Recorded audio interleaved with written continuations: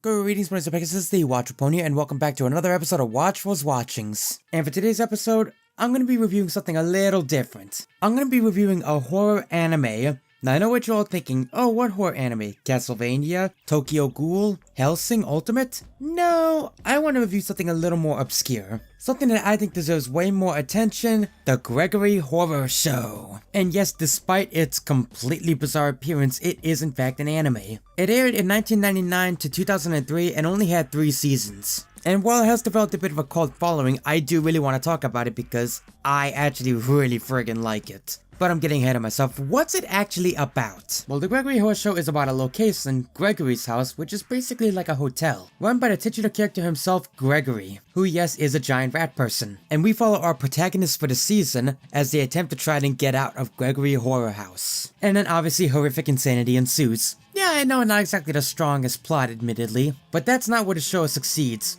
Where does it?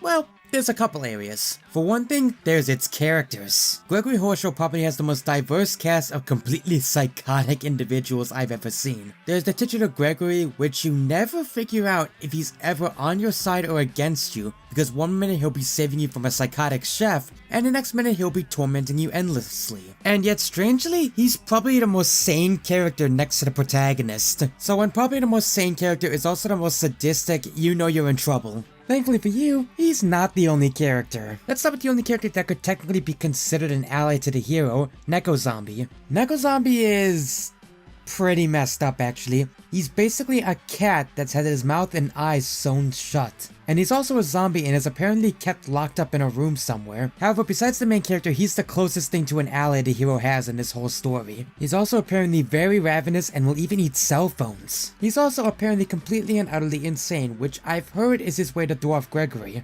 Next up, there's Hell's Chef, who I've heard is supposed to be a representation of criticism. And I can definitely see that considering this guy will literally slice you in half if you don't like his cooking. Of which, it has on more than one occasion caused the character to pass out. I don't care how much you threaten me, I ain't eating that soup. There's also Catherine, this salamander? Snake? I'm actually not really sure what she is. Point is, she's the nurse of the Gregory house. She's also the representation of lust and is a complete sadist. And when I say a sadist, I mean she literally takes pleasure in your pain. Quite literally. Seriously, if your jaw scorcher levels of uber Christian, or you're just very uncomfortable with sexuality, be careful when Catherine comes on screen because she might make you very triggered. Personally, I'm more concerned with how much her voice turns me on. Wait, was that out loud? Next up is Death, who is Swedish for some reason. I don't know why or for what reason Death is Swedish. There's also Lost Boy, who, spoiler alert, is pretty much the jump scare generator for this whole series, and whom I want to burn with fire.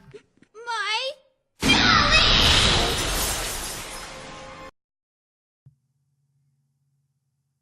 Is he gone? Okay then. Honestly, there's way too many characters to count in this show, however, there's last 2 ones I want to mention. One is my absolute favorite character, Judgment Boy. Judgment Boy is very interesting. He looks like a scale, and what he will do is he will go to the main character and ask them a question. It usually pertains to greed or money or something like that, and basically, it'll ask you that, but if you falter for even a second, its judgment is that you are greedy and you have to live with that choice. Honestly, he's my favorite character because he's the most interesting in my opinion. He just hands out judgment and seems to know if you're lying about being greedy or not. And I know some people are gonna say, where's he to pass judgment on others, but let's be honest, he's not wrong. No matter how much we say or try to be good people, we are humans and we are naturally flawed creatures. And that's the lesson Judgment Boy teaches us, is that we are flawed creatures. And also that no matter what choice spur of the moment may happen, at the end of the day, they do have consequences, and you gotta make sure you're gonna be able to live with what you do. And honestly, I think that's probably the most important lesson it teaches in the whole show. Oh yeah, this show teaches morals, but we'll get to that in just a second. For now, there's one more character I wanted to talk about, Mummy Dogs. Why do I want to talk about the Mummy Dogs? Well, because they highlight one of the other things about this show. While it is also a horror show, it's also a very dark comedy. In a way, almost like a trauma film is intentionally bad but funny, only instead of being about boobs, gore, and guts, it's about psychological horror. This analogy is actually pretty confusing. My point is, it's a dark comedy. And it's actually a fairly funny dark comedy. It does rely a lot on dry humor. And the reason why I'm bringing up the zombie dogs is because they do exemplify that. Because the father dog has an axe in his head, and he seems to not know why he has a splitting headache. Yeah, that's the kind of comedy you're gonna get if you watch this show. Personally, I find it really friggin' funny. But lastly, there is one more thing I want to talk about, and it is getting back to Judgment Boy. Remember when I said this show teaches morals? Well, I'm not kidding, this show actually does teach morals. So yes, this show is literally what would happen if My Little Pony went straight up horror. Only its morals are a lot more adult, let's say. Just to give you an example, what are some of the standard morals you think of when you think of a children's TV show? Don't steal, always tell the truth, all that stuff, yada yada yada. Gregory's show teaches much darker and more adult morals. What do I mean by that? Well, one of the very earliest episodes is actually about war.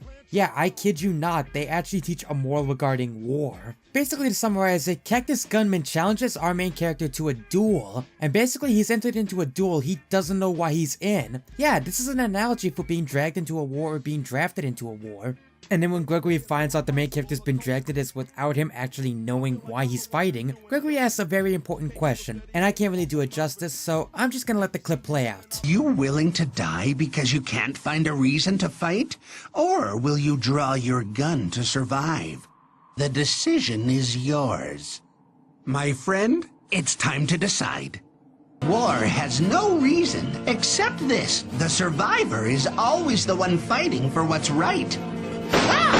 I mean, yeah. Good lord, this really is MLP if it was a horror show. And I think that's what I find most fascinating about it. It's not just a psychological horror movie, it's legitimately interesting with how it teaches morals. But its characters are also legitimately interesting and creepy. And I particularly love its dark style of humor. And before I close out and give my final rating for this show, I'm sure some people are gonna point out that the third season radically changes the formula completely and has it be on a train instead of a hotel. And the reason why I didn't talk about it is very simple. I haven't seen it yet. Yeah, I know the episodes are relatively easy to find considering they're all on YouTube, but I just haven't gotten to them yet. I'm a busy man, what do you want from me? But anyway, now that disclaimer's out of the way, I'm gonna give this show a 8.5 out of 10. I highly recommend you give it a watch this Halloween season. And I also recommend you watch it because there's actually a continuation finally being made. While looking up the show, I actually did find out that they are in fact making a continuation, sort of a fourth season if you will. Not only with completely new redesigns, but it's even gonna be Christmas themed. We really are trying to make Christmas a second Halloween. I mean, if Krampus didn't already do that. Krampus. Keep an eye out for that around this December. But thank you so much for watching this. It was actually really fun to review something non-pony for Halloween this year. However, if you want to see my last Halloween-based video, be sure to check the description or wait for the end card on the left, where me and Season of Wiccan analyzed if Fluttershy is in fact a Wiccan. And yes, it does count for a Halloween video, Witches and Wiccans. And speaking of Season of Wiccan, she's actually one of my producers over on Patreon, along with my other executive producers like Painted Patience and Soundwave, as well as Jade the Blue RDM. If you'd like to join these awesome people and help support the show and make this my full-time job someday, then check the description or wait for the end card for a link to my Patreon. There'll be all kinds of rewards, even as little as $1 can get you early access to my videos. Or if you're feeling really generous, there's of course also polls where you can enter an exclusive Discord, where you can see previews and join monthly calls. Of course, there's also a poll where you can vote and decide what my sponsored review for that month is going to be. Of course, if you just can't get enough Watchful in your life, I do have a Twitter where I update on any movies I might be seeing in theaters and give mini reviews out, if I don't have the time to make a full review on my YouTube channel. Or if you still can't get enough Watchful, I'm also streaming on Twitch. And by the time this goes up, there's actually going to be a stream later this afternoon. At around 1 to 2 p.m. Central Time, we're going to be playing Questrians. If you don't know what that is, basically me and a bunch of other bronies play D&D live on Twitch. And this is where following me on Twitch or Twitter would help you in finding out if there's a change in that, because now apparently YouTube doesn't want us posting redirects to any Twitch streams or collabs or anything like that. But I do more than this Questrians because at the same time later this night at around 7 or 8 p.m. Central, I'll be doing some more Watchful Spooked Stupid, where basically I'll be getting drunk while playing horror games. This week I'll be playing Resident Evil 7. So be sure to come by this afternoon or later tonight if either of those interest you. But that's enough shilling and updates for one video. Until next time guys, I'm the Watchful Pony and this is why I brony. I'll see you guys next time.